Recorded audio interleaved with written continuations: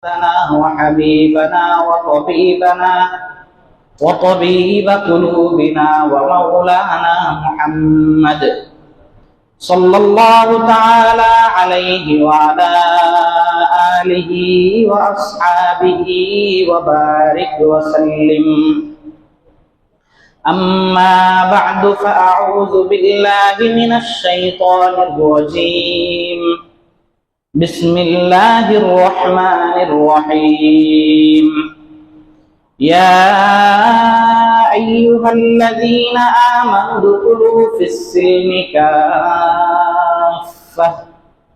ولا تتبعوا خطوات الشيطان إنه لكم عدو مبين. وقال رسول الله صلى الله عليه وسلم: أكمل المؤمنين إيمانا أحسنهم خلقا وخياركم خياركم لأهله، أو كما قال عليه الصلاة والسلام. صدق الله مولانا العظيم وصدق رسوله النبي الكريم، ونحن على ذلك لمن الشاهدين والشاكرين، والحمد لله رب العالمين. اللهم صل على محمد وعلى آل محمد كما صليت على إبراهيم وعلى آل إبراهيم إنك حميد مجيد. اللهم بارك على محمد وعلى آل محمد كما باركت على إبراهيم وعلى آل إبراهيم إنك حميد مجيد. আলহামদুলিল্লাহ, আল্লাহ পাক রব্বুল আলামিনের দরবারে অসংখ্য অগণিত শুকরিয়া যে আল্লাহ রব্বুল আলামিন আজকের এই পবিত্র জুমার দিনে আল্লাহর ঘর মসজিদে এসে সর্বাগ্রে হাজিরা দেওয়ার তৌফিক দান করেছেন। এজন্য সকলেই অন্তরের অন্তঃস্থল থেকে শুকরিয়া আদায় করে বলি আলহামদুলিল্লাহ। মুহতারাম হাজিরিন, সংক্ষিপ্ত সময়ের মধ্যে মৌলিক 3-4টা বিষয়ের উপর ইসলামের সঠিক দৃষ্টিভঙ্গি আপনাদের সামনে তুলে ধরার চেষ্টা করব কোরআন সুন্নাহর আলোকে। সমসাময়িক প্রেক্ষাপট এবং বিষয়গুলোতে একজন বিশ্বাসী ইমানদার মুসলিম বান্দা হিসাবে ধর্মীয় দৃষ্টিকোণ থেকে আমার আপনার মতামত ব্যক্ত করার ক্ষেত্রে আমার আপনার ওপিনিয়ন কি হবে, শরঈ নীতিমালা কি হবে, কি রায় দিতে হবে, বিশ্বাস সংশ্লিষ্ট বিষয়ে কতটুকু কথা বলা যাবে, কতটুকু বলা যাবে না, এই বিষয়গুলো সংক্ষেপে আলোচনা করার চেষ্টা করব। ওমা তাওফীকি ইল্লা বিল্লাহ। 1 নম্বর সংক্ষিপ্ত বিষয় হচ্ছে পুরো মুসলিম মিল্লাত, সারা পৃথিবীর সমস্ত জাতি আল্লাহর নবী সাল্লাল্লাহু আলাইহি ওয়াসাল্লামের উম্মত, আল্লাহ পাকের বিশ্বাসী বান্দা। সারা বিশ্বের মুসলমান এক দেহের ন্যায়। অতএব এই জিনিসটা শুধুমাত্র আমরাই যে আন্তরিকভাবে লালন করি তা নয়, বরং পৃথিবীর অপরাপর ধর্ম, হিন্দু ধর্ম, বৌদ্ধ ধর্ম, খ্রিস্ট ধর্ম, প্রত্যেকেই নিজেরা নিজেদের জাতীয়তা, নিজের জাতির প্রতি, স্বজাতির প্রতি দরদ, সৌহার্দ্য, সম্প্রীতি, ভালোবাসা, সংহতি তারা সর্বোচ্চটা প্রকাশ করে থাকেন। আমাদেরও প্রকাশ করতে হবে, এটা আল্লাহর হাবিব সাল্লাল্লাহু আলাইহি ওয়াসাল্লামের নির্দেশ। বাংলাদেশের সংখ্যাগরিষ্ঠ মুসলিম সমাজে যদি হিন্দুদের স্বার্থ ক্ষুণ্ণ হয়, তাহলে প্রতিবেশী রাষ্ট্র ভারত কথা বলে, স্বাভাবিক। তদ্রূপ পৃথিবীর জনপদে যদি মুসলিমদের কোনো স্বার্থ ক্ষুণ্ণ হয়, আমাদেরও কথা বলতে হবে, দায়িত্বশীলদের দায়িত্বশীলতার ভূমিকা রাখতে হবে। সম্প্রতি সময়ে ভারতে একটা বিতর্কিত ওয়াকফ বিল নিয়ে খুব আলোচনা হচ্ছে, আপনারা জানেন। এই ওয়াকফ সম্পত্তি, এটা সম্পর্কে আমাদের সঠিক ধারণাটা কি হওয়া উচিত? সংক্ষেপে যদি বলি, ওয়াকফ ব্যবস্থাপনা এটা ইসলামের এমন একটা ব্যবস্থাপনা যেই ব্যবস্থাপনাটা শরীয়ত আল্লাহ এবং আল্লাহর রাসূল সাল্লাল্লাহু আলাইহি সাল্লামের পক্ষ থেকে মানব সমাজের জন্য এবং ইসলামের ধর্মীয় কার্যক্রম স্বাভাবিকভাবে প্রচলনের জন্য একটি সুন্দর ব্যবস্থাপনার নাম হচ্ছে ওয়াকফ ব্যবস্থাপনা। নবীদের যুগে, নবীজি সাল্লাল্লাহু আলাইহি ওয়াসাল্লামের যুগে যদি এর দৃষ্টান্ত খুঁজতে যাই, আমরা দেখি নবীজি সাল্লাল্লাহু আলাইহি ওয়াসাল্লাম মসজিদে কুবা, মসজিদে নববী, বিভিন্ন মসজিদ এগুলি ওয়াকফ করে নিয়েছেন। এবং সাহাবা একরামের মধ্য থেকে যখন মক্কা থেকে মদিনায় একদল হিজরত করলেন, মদিনায় অবস্থানরত আনসারী সাহাবীরা মুহাজির ভাইদেরকে, তাদেরকে রিসিভ করে নিয়ে নিজেদের দেখা গিয়েছে বিভিন্ন ব্যবসার ক্ষেত্রে খেজুর বাগান, আগের যুগে ফলের প্রচলন ছিল বেশি, এরকম বাগান ওয়াকফ করে দিয়েছে যে আগত মুসলিম ভাইদের জন্য কি এই ব্যবসায়ী ক্ষেত্রটা ওয়াকফ করা হলো এক। এবং এই কাজটা করা হতো সামাজিক আত্মমানবতার সেবার জন্য। ধীরে ধীরে যখন জিনিসটা সামনে এগোতে থাকে, আব্বাসী খেলাফতকালে প্রখ্যাত বরেণ্য ইসলামিক স্কলার যারা, ইসলামী ইমাম যারা, ওনাদের আমলে বড় বড় ফিকহের কিতাবাদি গ্রন্থ রচিত হয়েছে এবং কিতাবুল ওয়াকফ আলাদাভাবে লিপিবদ্ধ হয়েছে। এই ওয়াকফ ব্যবস্থার সুফলটা কি? আত্মমানবতার সেবা। প্রাচীন যুগে বিভিন্ন সরাইখানা নির্মাণ হতো, রাস্তার মাঝে মাঝে মেহমানখানা, মুসাফির। আগে তো এত উন্নত ব্যবস্থা ছিল না, যোগাযোগ ব্যবস্থা এতটা সুন্দর ছিল না। হতে পারে যেই শহরে আমি বেড়াতে গিয়েছি ওখানেই আমার কোনো এক আত্মীয় আছে, কিন্তু তার সাথে যোগাযোগ ব্যবস্থা আমার নেই। তো যেই কোনো ওয়াকফ ব্যবস্থাপনার অধীন সরাইখানা, মেহমানখানায় তারা গিয়ে আশ্রয় কেন্দ্রে আশ্রয় নিতে পারতো, একদিন দুই দিন থাকতে পারত। রাবাত গড়ে উঠেছিল। বিধবা নারী, অসহায় নারী, যাদের পরিবার থেকে তাদেরকে নিয়ন্ত্রণ করার জন্য, তাদেরকে সহযোগিতা করার জন্য কোনো পরিবার ব্যবস্থা নাই, তারা এই সমস্ত রাবাতগুলিতে আশ্রয় নিত এবং ওয়াকফ সম্পত্তি থেকে তাদের জীবন চাহিদা পূরণের ব্যবস্থা করা হতো। মসজিদ, মাদ্রাসা ইত্যাদি গুলো পরিচালিত হতো এবং দ্বীনি প্রতিষ্ঠানগুলি পরিচালিত হতো ওয়াকফের উপর। ওয়াকফ জিনিসটা কি?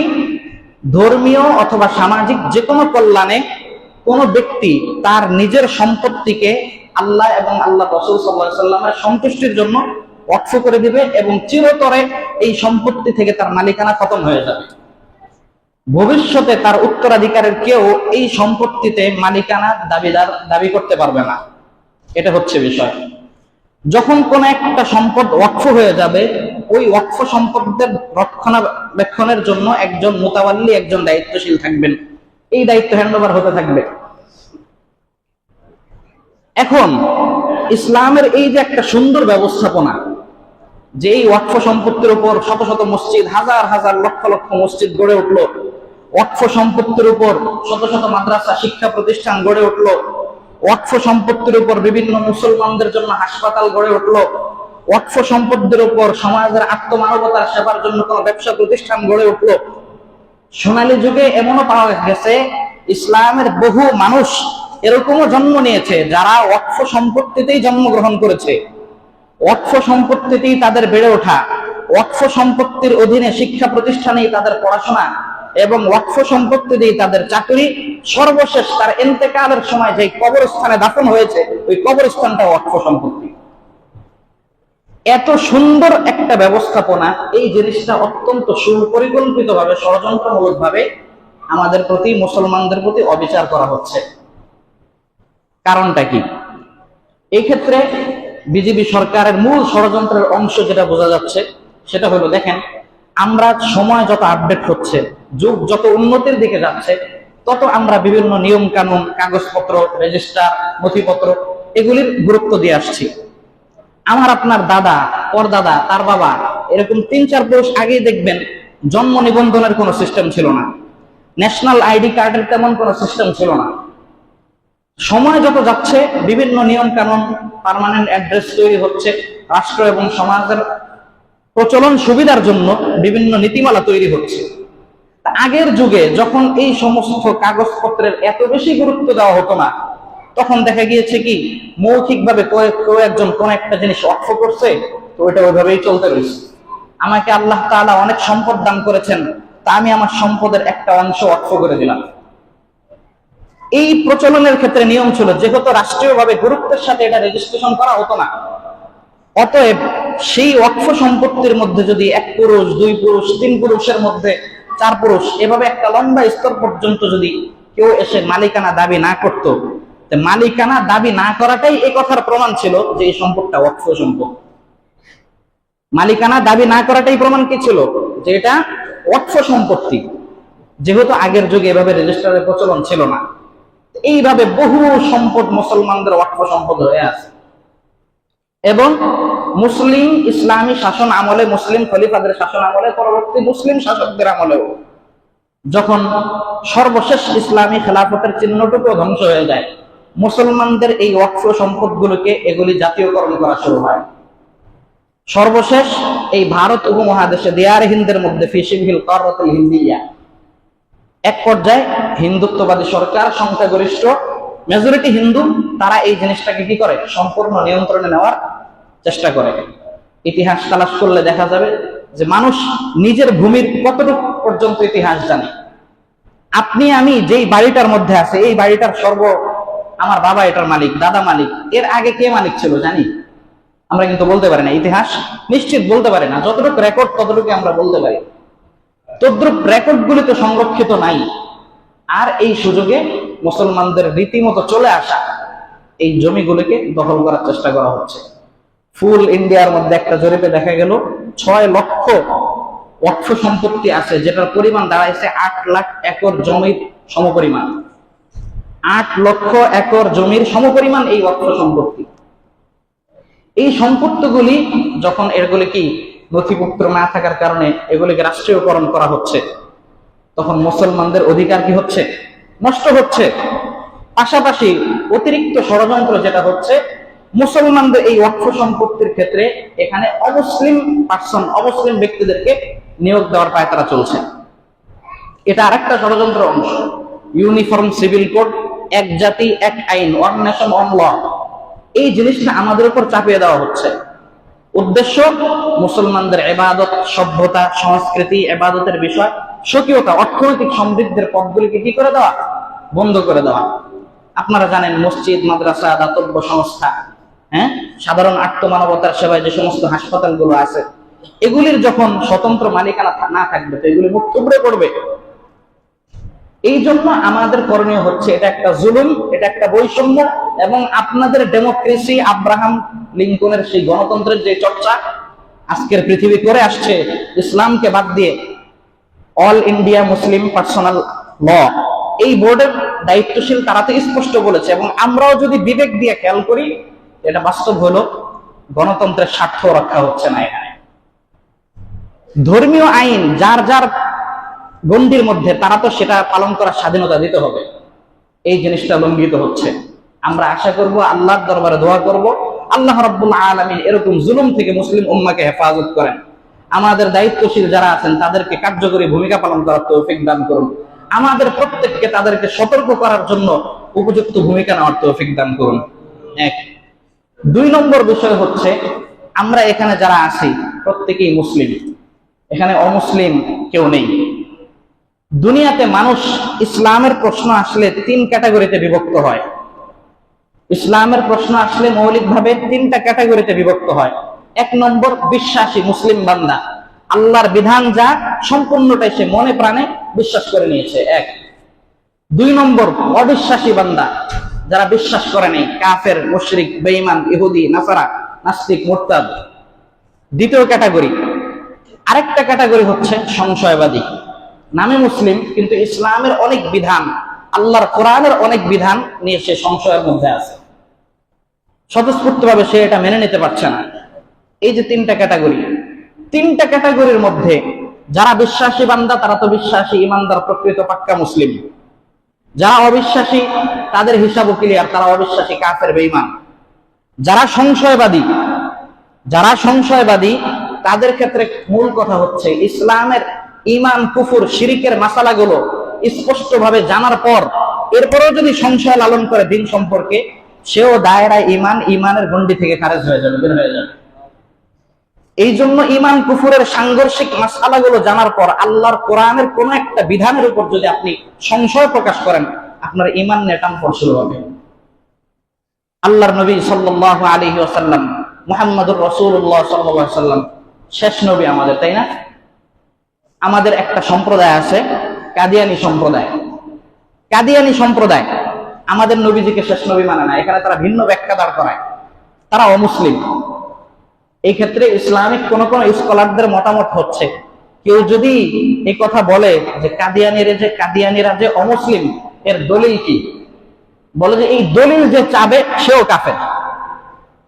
কাদিয়ানী অমুসলিম, এর দলিল কি? এর দলিল যদি কেউ চায় সেও কাফের। এই কথা কঠোরতা করে বলা হয়েছে, ধমকি দিয়ে বলা হয়েছে যে এখানে তোমার কেন দলিল তালাশ করতে হবে? আপনারা যদি বলেন যে আল্লাহ যে এক, হুজুর এটা দলিল কি? আপনার জিজ্ঞাসাটা যদি হয় আপনার দিলের খটকা দূর করার জন্য, তাহলে তো আপনার ঈমান নিয়ে প্রশ্ন আছে। আর একটা হলো জানার জন্য, যে আমাকে কেউ প্রশ্ন করলে আমি কি উত্তর দেব, হুজুর ওটা বলে দেন, ওটা ভিন্ন হিসাব। তদ্রুপ আল্লাহর কোরআনের পূর্ণ বিধানটা একেবারে ব্যক্তি জীবন থেকে শুরু করে সামাজিক জীবন, রাষ্ট্রীয় জীবন, আন্তর্জাতিক জীবন, ইসলামের মৌলিক প্রয়োগ ক্ষেত্র তিনটা ভাগে বিভক্ত। এই তিনটার মধ্যেই সব, ব্যক্তি, সমাজ, রাষ্ট্র, আন্তর্জাতিক জীবন।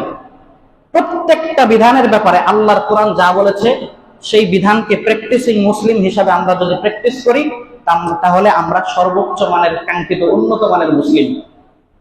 আর যদি বিধানের প্রতি শ্রদ্ধা রাখি, বিশ্বাস করি, কিন্তু আমল শতভাগ করি না, এই কথার অর্থ হচ্ছে আমার ঈমান বিশ্বাসটা মোটামুটি ঠিক আছে, বাকি আমি দুর্বল ঈমান, আমি দুর্বল মুসলিম, আমি গুনাহগার, আমি পাপী। নামাজ আল্লাহর বিধান, এটা বিশ্বাস করি, তাহলে আমি মুসলিম, কিন্তু নামাজ পড়ি না, আমি পাপী। কিন্তু নামাজ পড়ি না, নামাজ আল্লাহর বিধান, এটা বিশ্বাসও করি না, তাহলে আমার আর ঈমান নেই, আমি অমুসলিম, কাফের।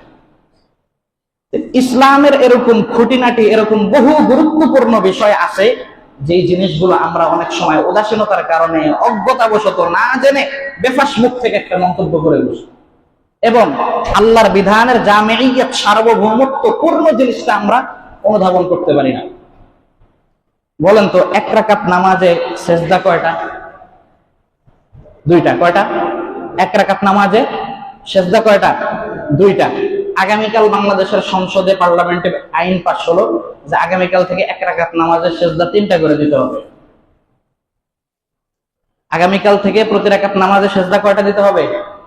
3টা দিতে হবে। এই বিল যদি পাস হয়, এই আইন যদি পাস হয়ে যায়, আর ওই আইন যদি আপনি মনে প্রাণে মেনে নেন, আপনার ঈমান থাকবে? সন্দেহ আছে কোনো? আপনার তো ঈমান থাকবে না। এখন কোন জালেম শাসক এসে যদি আমাদেরকে চাপায় দেয়, আর আমাদের ওটাকে নিয়মতান্ত্রিক প্রক্রিয়ায় প্রতিরোধ করার ক্ষমতা না থাকে, তাহলে আমরা মাজলুম।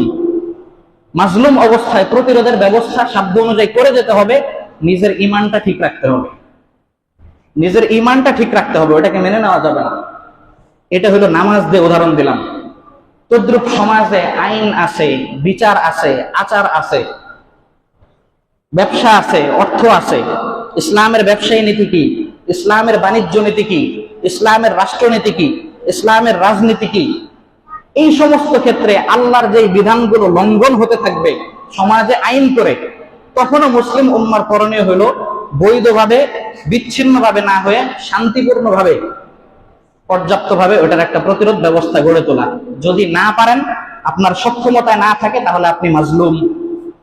এমন অবস্থায় আপনি মাজলুম, আপনি শুধু আপনার বিশ্বাস ঠিক রাখবেন। এরকম একটা বিষয় আপনারা জানেন, বর্তমান খুব বেশি আলোচনা হচ্ছে নারী অধিকার সংস্কার কমিশন আইন। এই নারী অধিকার সংস্কার কমিশন আইন, তারা যে প্রস্তাবনাগুলি পেশ করলো, লম্বা কথা বলতে পারবো না, অনেকগুলি ধারা, 433টার মতো ধারা। এর মধ্যে মৌলিক স্পর্শকাতর অনেক জিনিস আছে, সুন্দর, বর্তমান সমাজের জন্য, যুগের চাহিদার জন্য সুন্দর। কিন্তু কিছু কিছু ধারা আছে, এগুলি ইসলামের সাথে মারাত্মক পর্যায়ে সাংঘর্ষিক, এবং আমরা মুসলমান ইমানের ডেফিনেশন, সত্যিকার অর্থে ইমান কি জিনিস এটা না জানার কারণে আমরা কিন্তু ইমান হারানোর পথে চলছি, নিজের অজান্তেও। আর এই কথা, এটা আমার কোনো কথা না, এটা আল্লাহ নবী সাল্লাল্লাহু আলাইহি ওয়াসাল্লামের হাদিস। নবীজি বলছেন, একটা সময় এমন আসবে, আমার বহু বান্দারা, আমার বহু উম্মতেরা সকালবেলা মুমিন থাকবে, বিকালবেলা কাটটা বেঈমান হবে, আবার বিকালবেলা মুমিন হবে, সকালবেলা বেঈমান হবে। কোন কথায় ঈমান চলে গেছে কারো কোনো খবর থাকবে না। তথাকথিত প্রগতিবাদী, তথাকথিত উন্নয়নের ধ্বজাধারী, এই স্লোগান যারা দেয়, তাদের বক্তব্য হচ্ছে নবীজি সাল্লাল্লাহু আলাইহি সাল্লামের তিরোধান, স্বাভাবিক দুনিয়া থেকে চলে যাওয়ার পর স্বাভাবিক দুনিয়া থেকে বিদায়ের পর এই 1450 বছর পরে এই আধুনিক যুগে সেই প্রাচীন ইসলাম চলে না। কেন চলে না ভাই? ইসলাম আধুনিক কোন জিনিসটাকে ইসলাম বাধা দিচ্ছে বলেন? আধুনিকতার মানদণ্ড আপনার কাছে কি? আগের যুগে মানুষ করে ঘরে বসবাস করত, এখন যুগ আধুনিক হয়েছে, আমরা বিল্ডিং বাড়ি টাইলসের ঘরে বসবাস করি। ইসলামের কোন হাদিসে, কোরআনের কোন আয়াতে এই কথা আছে যে বিল্ডিং বাড়িতে বসবাস করা যাবে না? আধুনিকতার মানদণ্ড কি? আগের যুগের মানুষ উটের পিঠে করে সফর করত, এখন আমরা বিমানে করে সফর করি। কোরআনের কোন আয়াতের মধ্যে আছে বিমানে সফর করা যাবে না? আধুনিকতার মানদণ্ড আপনার কাছে কি? আগের যুগের মানুষ শুধুমাত্র খেতে কাজ করত, এখন আমরা একেবারে এসি গ্লাস ফিটিং পরিবেশের মধ্যে বসে উন্নত ডিগ্রি নিয়ে বড় বড় ডিগ্রিধারী পড়াশোনা করে আমরা কলমের খোঁচা ইনকাম করছি। এখন শরীয়তের কোন দলিলের আলোকে এই কথা বলা হয়েছে এই ইনকাম বৈধ না? ব্যবসা করবেন, আধুনিক ব্যবসা, অর্থনীতি পরিচালনা করবেন, রাজনীতি পরিচালনা করবেন, রাষ্ট্র পরিচালনা করবেন, কূটনৈতিক সম্পর্ক রাখবেন, যত কিছু প্রয়োজন সবকিছু করবেন। কোন জিনিসটা ইসলাম বাধা দিয়েছে বলেন? তাহলে ইসলাম এটা একটা মুখস্থ কথা, সুনির্দিষ্ট কোনো পয়েন্ট কেউ সামনে আনতে পারবে না। এমন এমন পয়েন্টগুলি আনবে যেগুলি স্বাভাবিক মানবীয় নেচারের পরিপন্থী এবং আল্লাহ তাআলার সৃষ্টির যে আদত, এই আদত পরিপন্থী জিনিস। নারী উন্নয়নের প্রতি ইসলাম যে অন্তরায়, ইসলামকে যে অভিযোগে অভিযুক্ত করা হচ্ছে, এর মধ্যে মৌলিকভাবে বড় ধরনের সেন্সিটিভ যে কথাগুলো আসছে, এর মধ্যে একটা আসছে যে ইসলামী উত্তরাধিকার আইনের ক্ষেত্রে নারীকে কি করা হয়েছে? ঠকানো হয়েছে, বৈষম্য করা হয়েছে। বলেন তো বিধানটা কার? ইউসিকুমুল্লাহু ফি আওলাদিকুম লিয-যাকারি মিসলু হাজ্জিল উনসায়াইন, সূরা নিসার 11 নম্বর আয়াত। আল্লাহর নবী আল্লাহর হাবিব সাল্লাল্লাহু আলাইহি ওয়াসাল্লাম উম্মতকে কোরআন তেলাওয়াত করে স্পষ্ট শোনালেন যে সম্পদের উত্তরাধিকার মিরাজ বন্টনের ক্ষেত্রে ছেলে মেয়ের দ্বিগুণ পাবে, অর্থাৎ ছেলে যা পাবে মেয়ে তার অর্ধেক পাবে। এই বিধানটা কার? আমি এখানে বলছি, এখানে কোনো কাফের নাই, অতএব তাদের সাথে আমার কথা বলা লাগবে না। আশা করি সংশয়বাদী এখানে কেউ নাই। অতএব যেহেতু আমরা মুসলমান, আল্লাহর বিধানটা অথেন্টিক সূত্র থেকে আপনাদের কাছে বলে দেওয়াই আপনাদের ইমানের জন্য যথেষ্ট আমি মনে করি। আর যদি সংশয়বাদী কেউ থেকে থাকেন যে আপনি যুক্তির আলোকে বুঝতে চান, সেটা পরে যোগাযোগ করেন, এখন সময় নেই। আল্লাহর বিধান এটা, তারপরেও আমি আমাদের আত্মতৃপ্তির জন্য আল্লাহর বিধান হিসেবে তো আমরা মেনে নিছি, আত্মতৃপ্তির জন্য বুঝাই দিই ইসলাম নারীকে কি পরিমাণ মর্যাদা দিচ্ছে। ইসলাম যে নারীদের প্রতি বৈষম্য করছে, কোথায় বৈষম্য করছে? নারীদের ধর্মীয় অধিকারের কথা বলবেন, কোন হাদিসে এই কথা আছে যে একবার সুবহানাল্লাহ বললে জান্নাতে একটা গাছ লাগে? লাগে না? লাগে কিনা বলেন? এই কথা কি কোনো হাদিসে আছে যে একবার সুবহানাল্লাহ পড়লে নারীরা একবার পড়লে একটা গাছ লাগবে আর পুরুষ পড়লে 2টা গাছ লাগবে? এই কথা আছে কোথাও? কোরআনের প্রত্যেক অক্ষরে নারী তেলাওয়াত করলে 5 নেকি, পুরুষ তেলাওয়াত করলে 10 নেকি? কোথাও আছে এই কথা? সমস্ত ইবাদত ক্ষেত্রে, ধর্মীয় অধিকার পালনের ক্ষেত্রে ইসলাম সকলকে সমান অধিকার দিয়েছে, সকলকে সমান অধিকার দিয়েছে। নারী বরঞ্চ নারীকে আরো সুযোগ সুবিধা দিয়েছে। নারীদের একান্ত অসুস্থতার সময়গুলোতে নামাজ মাফ, রোজাও রাখা লাগবে না, তারপরে কাজা করে নিলেই চলবে, আর নামাজ তো মাফ। ধর্মীয় ক্ষেত্রে সবাই সমান। এরপরে আসেন শিক্ষা, এডুকেশন দিয়ে আপনি উন্নত হবেন, সকলকে সমান অধিকার দেওয়া হয়েছে। তুমি পুরুষ যেমন উচ্চ শিক্ষিত হতে পারো, নারী তুমি যত উচ্চ শিক্ষিত হতে পারো, কোনো সমস্যা নেই, ইসলাম তোমাকে বাধা দেয় নাই। এর উজ্জ্বল দৃষ্টান্ত আমরা জান হযরত আয়েশা রাদিয়াল্লাহু তাআলা আনহা। আমরা আজকের প্রজন্মের এত বড় বড় পুরুষ হাদিসের রাবিদের ক্ষেত্রে বড় বড় মহিলা বর্ণনাকারীর উপর আমরা নির্ভরশীল, তাদের সিদ্ধান্ত ছাড়া আমরা মাসালা ফতোয়া স্টেটমেন্ট লিখতে পারি না। নারী শিক্ষার ক্ষেত্রে তো ইসলাম কখনো অন্তরায় না। 2 নম্বর বিষয়, শিক্ষার ক্ষেত্রেও সমান অধিকার দিল। ঝামেলাটা হয়েছে কোন জায়গায়? ইসলাম প্রকৃতিকে মূল্যায়ন করছে। নারী তুমি যেই প্রকৃতির, তুমি সেই প্রকৃতিতে বড় হবে। তোমার শিক্ষা দরকার, তো তুমি full top to bottom A to Z নারী পরিবেশে শিক্ষা অর্জন করবে। পুরুষদের সাথে সহশিক্ষার ব্যবস্থায় তুমি থাকবা না। নারী তুমি ডাক্তার হবে, ডাক্তার হও, তুমি ডাক্তার হয়ে মহিলাদের চিকিৎসা করবে। তোমার রুম কর্নার আলাদা থাকবে। এই কথা আমরা কল্পনা করতে পারি না, কিন্তু এটা সম্ভব। বাংলাদেশে জেনারেল শিক্ষা ব্যবস্থায় আপনারা অসম্ভব আকারে এটা রাখছেন, কিন্তু আজও বাংলাদেশে হাজার হাজার কওমি মাদ্রাসা এরকম আছে, পুরুষদের শিক্ষা ব্যবস্থা সম্পূর্ণ আলাদা, মহিলাদের শিক্ষা ব্যবস্থা সম্পূর্ণ আলাদা। আমার নিজের আত্মীয়র এক মাদ্রাসা আছে, আমি দেখে আসছি, মহিলাদের মাস্টার্স লেভেলের যে পড়াশোনাগুলো, ওই পড়াশোনাগুলো দেখা যাচ্ছে যে মাস্টার্সের গবেষণামূলক আলোচনা বেশি থাকে। ওই আলোচনাগুলো স্বাভাবিক নারী টিচারদের থেকে পুরুষ টিচাররা সুন্দর করতে পারে। ওখানে ওনারা কি করছে জানেন?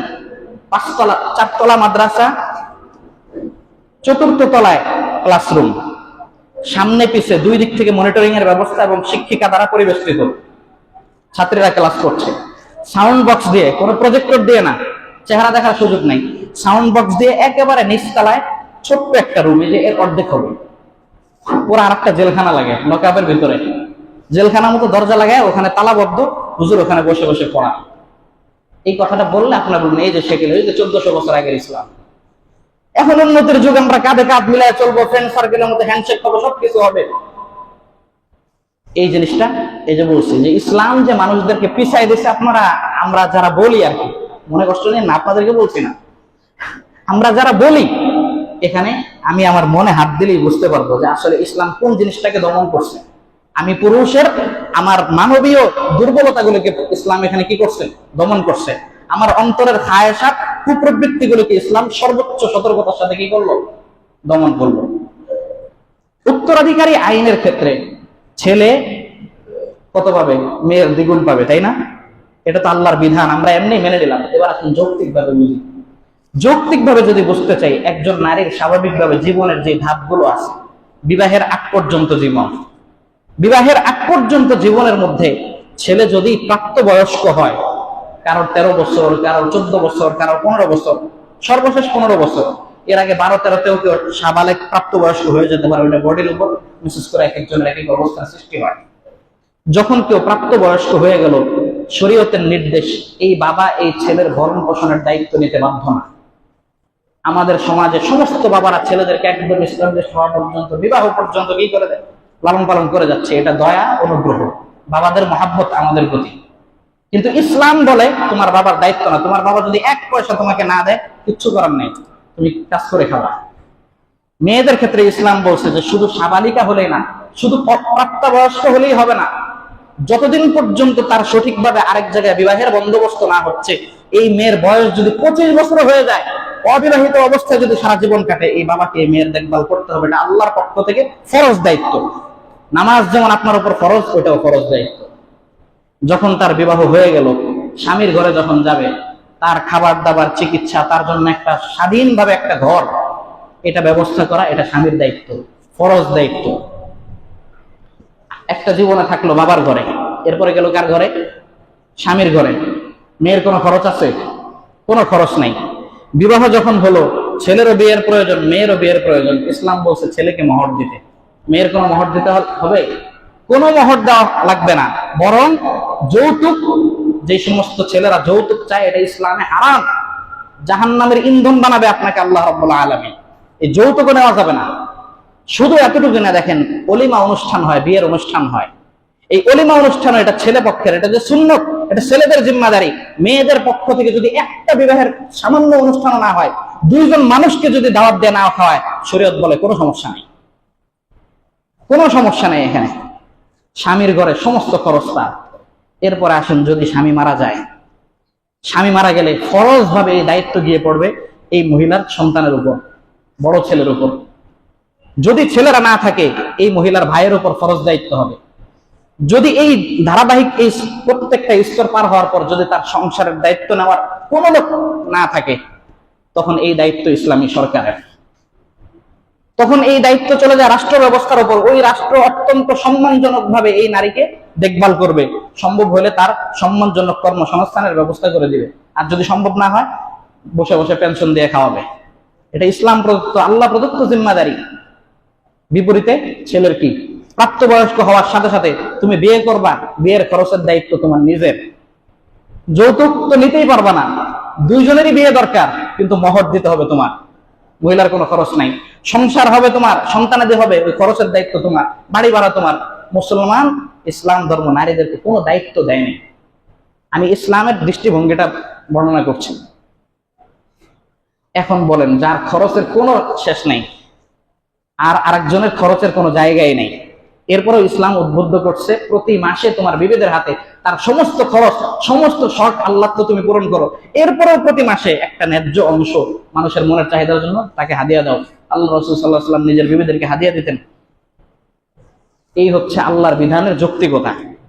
1 মিরাসের ব্যাপারে 1 নম্বর আমাদের বিশ্বাস, আর একটা হলো যৌক্তিক অবস্থান। 2 নম্বর বলা হয়েছে যে তালাকের ক্ষেত্রে বৈষম্য করা হয়েছে। কিসের ক্ষেত্রে? তালাকের ক্ষেত্রে। ইসলাম পুরুষদেরকে তালাক দেওয়ার অধিকার দিছে, কোনো মেয়েকে সরাসরি তালাক দেওয়ার অধিকার দেয় নাই। বাহ্যিকভাবে তো আসলেই হ্যাঁ, দুজনের বিয়ে হবে, এরপরে যদি সংসারে বনিবনা না হয় মেয়ে ছুটতে পারবে না, এটা পুরুষের উপর নির্ভরশীল থাকবে। যৌক্তিকভাবে একটা প্রশ্ন মনের মধ্যে আসতে পারে। দেখেন এখানে 1 নম্বর হলো আল্লাহর বিধান। 1 নম্বর কি? আল্লাহর বিধান। 2 নম্বর যৌক্তিকভাবে বোঝেন, মেয়েদের মন, নারীদের মন আর পুরুষদের মন, মনের মধ্যে কিছু প্রভাব আছে। মেয়েরা যে কোনো একটা, নারীরা যে কোনো একটা ঘটনা সামনে আসলে এত আবেগপ্রবণ হয়ে যায়, সঠিক সিদ্ধান্ত, দূরদর্শী নিয়ে সিদ্ধান্ত নেওয়া, এটা শতকরা 90% মেয়েরা ফেল করে। যারা শিক্ষিত সুনির্দিষ্ট ব্যক্তি বিশেষে আলাদা হতে পারে, পুরুষরাও ফেল করে কিন্তু তুলনামূলক কম। পুরুষরা রাগের মাথাও স্থির সিদ্ধান্ত নিতে পারে। আজকে যত তালাক বিচ্ছেদের ঘটনাগুলি আসে, বেশিরভাগই এসে বলে যে হুজুর তালাক রাগের মাথায় দিছি, রাগের মাথায় দিলে তো তালাক হয় না। প্রত্যেক এক নিয়ম। তালাক কি কেউ মহব্বত করে দেয়, আদর করে তালাক দেয় কেউ? তালাক তো মানুষ রাগের মাথায় দেয়। কেন? রাগের মাথায় তো তোমার 10 কাঠা জমিন তোমার স্ত্রীর নামে তুমি লিখে দিতে পারলা না, রাগের মাথায় তুমি তালাক দিয়ে ফেলছো, এখন এসে কান্নাকাটি করছো। তালাক মানুষ দেয়ই তো রাগ করে।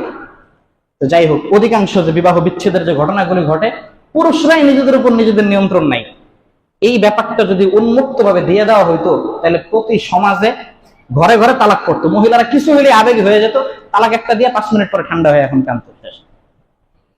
কিন্তু পুরুষ সহজে, তাদের আবেগের মাত্রাটা কম, তারা ঠান্ডা মাথায় সিদ্ধান্ত নিতে পারে, পরিস্থিতি তারা হ্যান্ডেল করতে পারে। এক বিষয়। 2 নম্বর, শরীয়ত কি কোনো সুযোগই রাখে নাই নারীদের ক্ষেত্রে তালাক গ্রহণের? আপনারা জানেন আমাদের বাংলাদেশে যে বিবাহী রেজিস্টার পত্রটা আছে, এখানে 18 নং একটা ধারা আছে। ইসলামী শরীয়তের মূলনীতি হচ্ছে তাফওয়িজে তালাক। তাফওয়িজে তালাক মানে বিবাহের শুরুতেই ওখানে আপনি স্টেটমেন্ট চুক্তি করতে পারেন। বিবাহের সময় আকদ যখন হয় 2 পক্ষের, যে যদি সামনে কোনো ধরনের ঝামেলা হয়, ওখানে যে শর্তগুলি লেখা থাকবে, খরপোশ দিতে ইয়া হলে, অক্ষম মানুষ হলে, যে কোনো সমস্যার সৃষ্টি হলে, স্বামী নিরুদ্দেশ হয়ে গেলে, হ্যাঁ, যদি সমস্যার সৃষ্টি হয়, এই শর্তের ভিত্তিতে মেয়ে চাইলে তালাক ভবিষ্যতে গ্রহণ করতে পারবে নিজের থেকে। এই অনুমোদন যদি স্বামীর থেকে নেওয়া থাকে, স্পষ্ট, স্বামীও বুঝতে হবে, না বুঝে অনুমোদন না, যদি নেওয়া থাকে, তাহলে ভবিষ্যতে যদি ঝামেলার সৃষ্টি হয়, তখন স্ত্রী তো নিজে তালাক নিতে পারবে। ইসলাম তো এই সুযোগ দিছে, কিন্তু আপনি বিয়ের সময় আপনার এটা গ্রহণ করেন নাই। আপনার এই ইচ্ছাধিকার আপনি গ্রহণ করি নাই। একটা মেয়ে তার বিয়ের আগে ইসলাম বলছে, তার থেকে কথা যদি তোমার নিতে মনে চায় নিয়ে রাখো, যে আমি কি নিজে নিজে তালাক নেওয়ার অধিকার রাখি কিনা। যদি তোমার স্বামী তোমাকে অধিকার না দেয় যে না তুমি তালাকের অধিকার তোমাকে আমি দিব না, তুমি ভবিষ্যতে নিজে নিজে তালাক নিতে পারবে না, তাহলে আপনি বিয়ে ভেঙে দেন। ওই বিয়ে আপনি রাজি না হন, ইসলাম তো আপনাকে সুযোগ দিছিল, ওই সুযোগটা আপনি কাজে লাগাই নাই। না লাগাইয়া এককভাবে আমরা বিবাহ বন্ধনে আবদ্ধ হয়েছি। এখন ইসলামের উপর আমরা বিভিন্ন কথা বলছি, এটা আমাদের একটা সমস্যা। 2 নম্বর, যদি ওইভাবে নাও হয়, ওইভাবে না হইলে, ধরেন একটা মেয়ে একটা নারীর বিবাহের সময় সে কি এই অধিকার নেয় নাই ভুলক্রমে, এখন কি সে মাজলুম হবে? এখানে সে অত্যাচারিত হবে? বলে যে না, অত্যাচারিত হবে না। এটার জন্য আদালত আছে, ইসলামী আদালত আছে।